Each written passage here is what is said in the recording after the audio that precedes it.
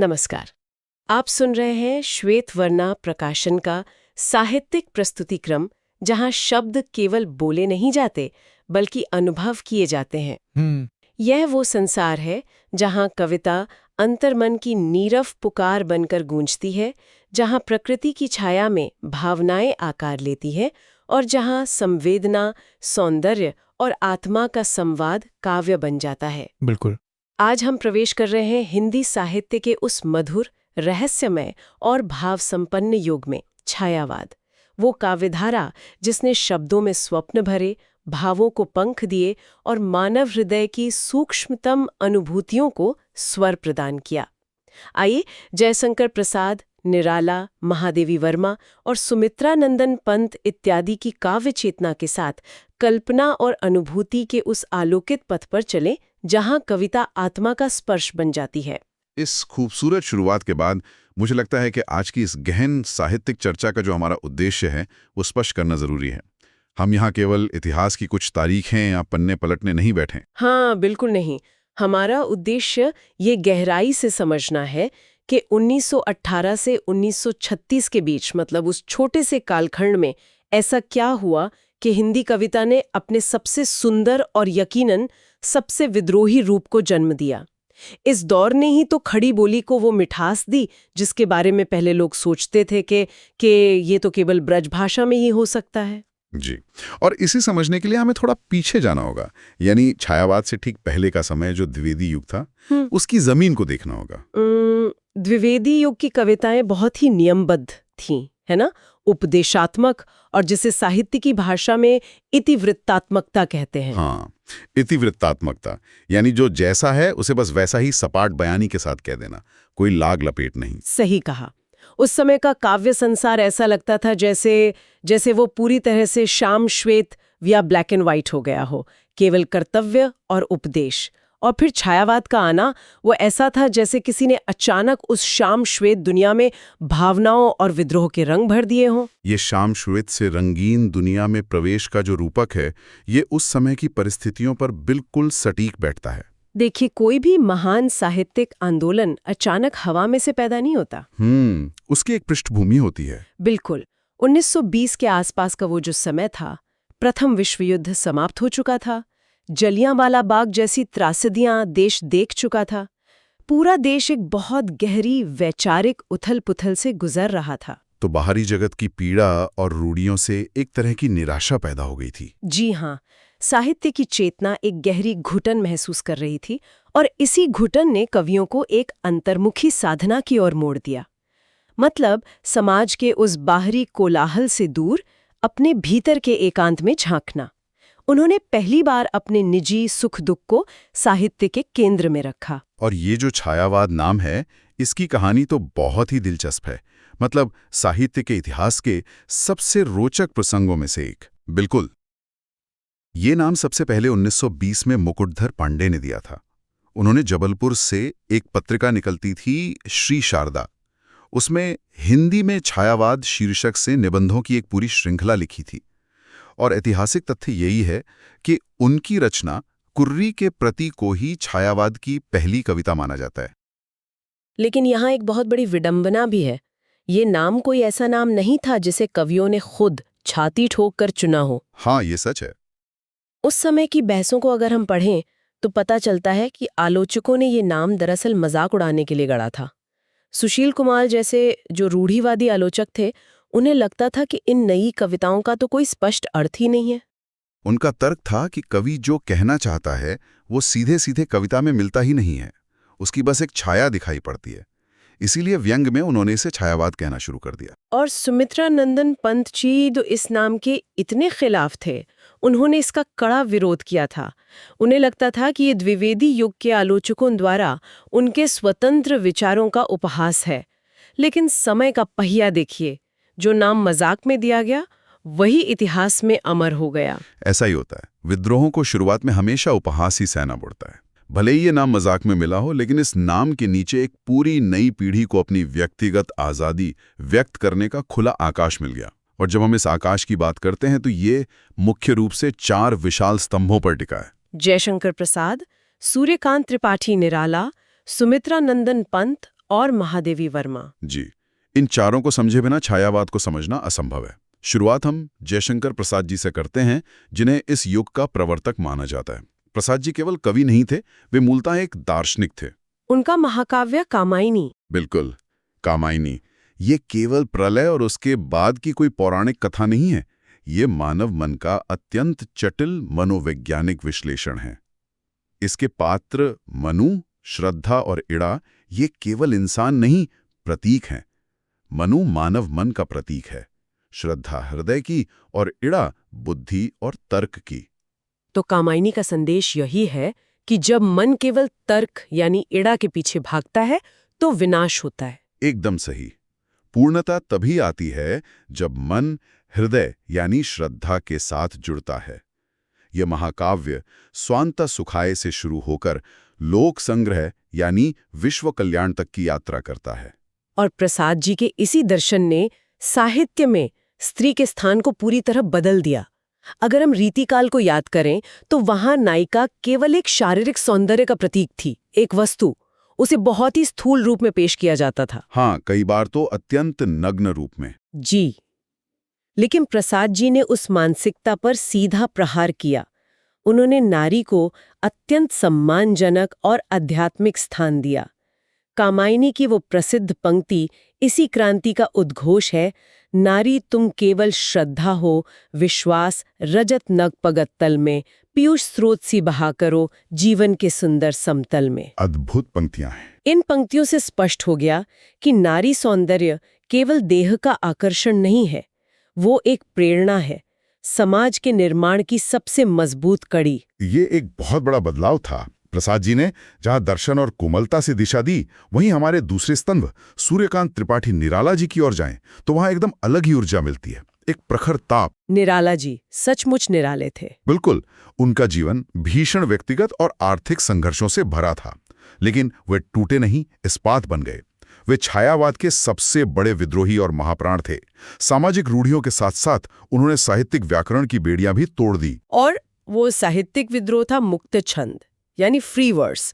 उस समय कविता का मतलब ही होता था छंद और मात्राओं के कड़े नियम। बिना छंद के कविता कोई सोच भी नहीं सकता था।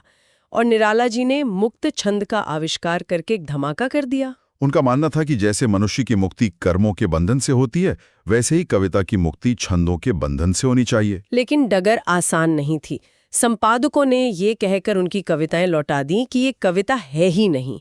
आलोचकों ने उनके मुक्त छंद को केंचुए जैसा छंद या रबर छंद कहकर मजाक उड़ाया। पर निराला जी कहाँ रुकने वाले थे। 1916 में उनकी जूही की कली आई और साहित्य जगत को मानना पड़ा कि कविता बिना पारंपरिक छंद के भी किसी पहाड़ी नदी की तरह स्वतंत्र बह सकती है।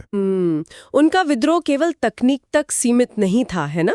वो उनकी आत्मा से उपजा था, उनके भोगे हुए यथार्थ से। बिल्कुल।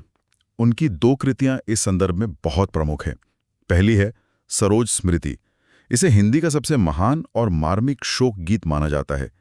अपनी 18 वर्षीय पुत्री सरोज के निधन पर उन्होंने इसे लिखा था।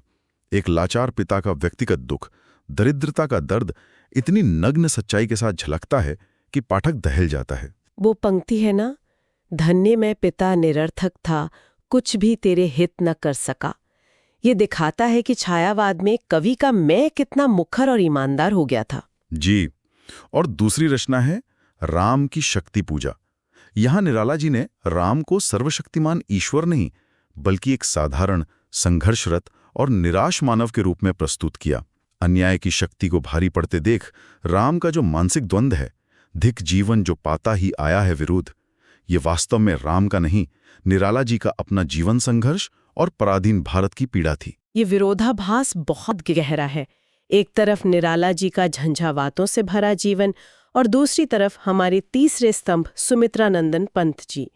वहां एकदम शांत, ठहरा हुआ जल दिखाई देता है, जिन्हें आदर से प्रकृति के सुकुमार कवि कहा जाता है। उत्तराखंड के अल्मोड़ा की वादियों में जन्मे पंत जी। उनका प्रकृति से नाता बिल्कुल माँ और शिशु जैसा था। बचपन में ही माता का निधन हो गया था, तो ऐसा लगता है जैसे हिमालय की चोटियों ने ही उन्हें पाला हो। उनका प्रकृति चित्रण इतना सजीव है कि लगता है हम स्वयं उन झरनों के बीच खड़े हैं। प्रकृति प्रेम तो अप्रतिम था ही, लेकिन पंत जी के व्यक्तित्व की सबसे दिलचस्प बात उनका वैचारिक विकास है। वे किसी एक विचारधारा के तालाब में नहीं बंधे, एक नदी की तरह बहते रहे। मतलब उनका काव्य निरंतर बदलता रहा। जी, शुरुआत में वे पूरी तरह से प्रकृति प्रेम में डूबे थे। पल्लव और वीणा का दौर। उनकी प्रसिद्ध पंक्ति है, छोड़ द्रुमों की मृदु छाया, तोड़ प्रकृति से भी माया, बाले तेरे बाल जाल में कैसे उलझा दूं लोचन। दुनिया की कोई सुंदरता उन्हें प्रकृति से दूर नहीं कर सकती थी। लेकिन फिर 1930 के दशक में बड़ा मोड़ आया। बिल्कुल। जब देश आर्थिक मंदी और सामाजिक विषमता से जूझ रहा था, तो पंत जी मार्क्सवाद और प्रगतिशील विचारधारा से प्रभावित हुए। जो कवि कल तक कलियों की बात कर रहा था, वो युगांत और युगवाणी में शोषित वर्ग की बात करने लगा। और अंत में वे महर्षि अरविंद के अध्यात्मवाद की ओर मुड़ गए, जिसका विराट रूप लोकायतन में दिखता है। ये दिखाता है कि छायावादी कवि किसी एकांत टापू पर नहीं बैठे थे, वे समाज के साथ संवाद कर रहे थे। एकदम सही। और इसी भावुक यात्रा में जब हम चौथे स्तंभ महादेवी वर्मा जी की चर्चा करते हैं, तो एक नया ही अध्याय खुलता है, आधुनिक मीरा। जी हाँ, उनके काव्य में वेदना, पीड़ा और रहस्यवाद का जो अनूठा संगम है, वो उन्हें बिल्कुल अलग खड़ा करता है। उनकी कविताएं पढ़कर लगता है कि पीड़ा कोई कमजोरी नहीं है जिससे भागा जाए, वो तो आत्मा को शुद्ध करने वाली अग्नि है। मैं नीर भरी दुख की बदली, यहाँ उन्होंने अपने एकाकीपन को एक सार्वभौमिक करुणा में बदल दिया है। और उनका रहस्यवाद भी बहुत विशिष्ट है, जहाँ कवि अज्ञात सत्ता को अपना प्रियतन मानकर प्रेम की व्यंजना करता है। उनकी पंक्ति है, तुम मुझ में प्रिय, फिर परिचय क्या। ये सामान्य प्रेम नहीं है, ये वो आध्यात्मिक अवस्था है जहाँ प्रेमी और परम सत्ता के बीच का भेद मिट जाता है। यामा, दीपशिखा इसी वेदना का दस्तावेज हैं। ये तो उनकी काव्यगत पहचान है, लेकिन यहाँ एक बहुत ही चौंकाने वाला पहलू सामने आता है, जिसे अक्सर कविताओं के पीछे अनदेखा कर दिया जाता है। आप उनके गद्य की बात कर रही हैं? बिल्कुल। महादेवी वर्मा केवल भावुक कवयित्री नहीं थीं, वे अत्यंत सशक्त गद्य लेखिका भी थीं। अगर हम श्रृंखला की कड़ियां, अतीत के चलचित्र और स्मृति की रेखाएं का निष्पक्ष अवलोकन करें, और हम यहाँ केवल स्रोत सामग्री के ऐतिहासिक तथ्यों की बात कर रहे हैं, तो उनमें एक अलग ही महादेवी दिखती हैं। एकदम प्रखर और यथार्थवादी। हाँ, अपने गद्य में उन्होंने शोषित स्त्रियों और समाज के दलित वर्ग के हक की अत्यंत विद्रोही आवाज उठाई। स्त्रियों के दुर्दशा और घर की चारदीवारी में उनके दमघोंटू जीवन पर उन्होंने बिना किसी लाग लपेट के प्रहार किया। ये तत्कालीन समाज का एक कड़वा आईना है। और इसी बात से ये स्पष्ट हो जाता है कि छायावाद केवल बादलों, तारों और कल्पना की उड़ान का हवाई आंदोलन नहीं था, उसका धरातल बहुत ठोस था। जी। और यहीं से हम छायावाद की उन प्रवृत्तियों की ओर आते हैं जिन्होंने उसे महान बनाया। जैसे कि उसकी महशैली। जी, व्यक्तिगत आत्मा अभिव्यक्ति। द्विवेदी युग में जहां हमेशा राष्ट्र या समाज की बात होती थी, छायावाद में पहली बार कवियों ने पूरे अधिकार से मैं कहकर अपनी कुंठाओं और चाहतों को साहित्य का विषय बनाया। पंत जी की वो पंक्ति, वियोगी होगा पहला कवि, आह से निकला होगा गान, उमड़कर आंखों से चुपचाप, वही होगी कविता अनजान। बिल्कुल। यानी कविता किसी बौद्धिक अभ्यास से नहीं, व्यक्तिगत पीड़ा के छलकने से जन्म लेती है। और इस व्यक्तिगत आजादी के साथ जो दूसरी बड़ी प्रवृत्ति है, वो है प्रकृति का मानवीकरण। प्रकृति उनके लिए कोई बैकड्रॉप या मंच की सजावट नहीं थी, वो सजीव थी। हाँ, उसकी अपनी भावनाएं थीं। प्रसाद जी की कविता, बीती विभावरी जागरी, अंबर पनघट में डुबो रही, ताराघट उषा नागरी। यहाँ सुबह या उषा को एक चतुर स्त्री के रूप में दिखाया गया है, जो आकाश रूपी पनघट में तारों रूपी घड़े को डुबो रही है। प्रकृति को सजीव साथी के रूप में देखने की यह दृष्टि अद्भुत है। और इस कोमलता के बीच एक भ्रांति का टूटना भी जरूरी है। अक्सर कहा जाता था कि ये कवि पलायनवादी थे, देश के संघर्षों से इन्हें मतलब नहीं था, जो कि ऐतिहासिक रूप से बिल्कुल गलत है। एकदम गलत। 1920 से 36 का दौर गांधीवादी आंदोलनों का सबसे उग्र दौर था। असहयोग आंदोलन, सविनय अवज्ञा आंदोलन, इन कवियों पर राष्ट्र के उस उफान का गहरा प्रभाव था। प्रसाद जी का वो ओजस्वी गीत, हिमाद्री तुंग श्रृंग से प्रबुद्ध शुद्ध भारती, स्वयं प्रभा समुज्ज्वला स्वतंत्रता पुकारती। हाँ, ये वीरों के रक्त में उबाल लाने वाला राष्ट्रीय गान है। निराला जी की जागो फिर एक बार जैसी कविताएं देश को जगा रही थीं। उन्होंने कलम की शक्ति से राष्ट्रीय चेतना के यज्ञ में आहुति दी। तो इस पूरी चर्चा के बाद एक सवाल जो अक्सर उठता है वो ये है कि इसका आज के समय में क्या महत्व है। आज जब हम सूचनाओं के कोलाहल में जी रहे हैं, हमारे फोन पे लगातार नोटिफिकेशन बज रहे हैं, तो 1920 के दशक का ये छायावाद आधुनिक इंसान को क्या सिखाता है? ये आज का सबसे प्रासंगिक प्रश्न है और मुझे लगता है इसके दो बहुत महत्वपूर्ण उत्तर हैं। पहला, ये हमें सिखाता है कि अपनी व्यक्तिगत पीड़ा और वेदना को कमजोरी समझने के बजाय उसे अपनी रचनात्मकता और शक्ति में कैसे बदला जाए। जैसे निराला जी और महादेवी जी ने किया। बिल्कुल, उन्होंने उस दर्द को एक भट्टी की तरह इस्तेमाल किया और उसमें से साहित्य की महान कृतियां निकाल दी। और दूसरी बात शायद ये है कि छायावाद हमें ठहरना सिखाता है, सांस लेना सिखाता है। आज सफलता की जिस अंधी भागदौड़ में हम हैं, उसमें प्रकृति पीछे छूट गई है। पेड़ों से हवा के टकराने की आवाज या चांदनी रात अब हमारा ध्यान नहीं खींचती। जी, छायावाद हमें वो खोई हुई दृष्टि लौटाता है, हमें भीतर की उस कोमलता से वापस जोड़ता है। और इसी वैचारिक गहराई के साथ मैं एक बहुत ही विचार उत्तेजक बिंदु रखना चाहूंगा। जी जी। महान आलोचक हजारी प्रसाद द्विवेदी जी ने एक बार कहा था कि छायावाद केवल कविताओं का व्याकरण नहीं बदला, बल्कि ये अपने आप में एक महान सांस्कृतिक आंदोलन था। ये सोचने वाली बात है। तो क्या हम कह सकते हैं कि छायावाद वास्तव में आधुनिक भारत का पहला मनोवैज्ञानिक और भावनात्मक विद्रोह था? एक ऐसा विद्रोह जिसने सड़कों पर नारे नहीं लगाए, तलवारें नहीं उठाई, बल्कि सबसे कोमल शब्दों और अपनी पीड़ा को ही अपना शस्त्र बनाकर समाज की सबसे कठोर रूढ़ियों को भीतर से तोड़ डाला। और इसी विचार के साथ हम आज के इस अन्वेषण को यहीं विराम देते हैं। जी, छायावाद की इस भाव यात्रा में हमने शब्दों के उस लोक को स्पर्श किया जहां संवेदनाएं स्वर बनती हैं, प्रकृति आत्मा का प्रतिबिंब बनती है और कविता जीवन की गहनतम अनुभूति। यही छायावाद की विरासत है, मनुष्य के अंतर्मन की कोमलता, सौंदर्य की अनंत खोज और आत्मा की मौन अभिव्यक्ति। इसी साहित्यिक प्रकाश के साथ हम आपसे विदा लेते हैं। साहित्य, संवेदना और सृजन की ऐसी ही यात्राओं के लिए सुनते रहिए श्वेतवर्णा प्रकाशन। नमस्कार।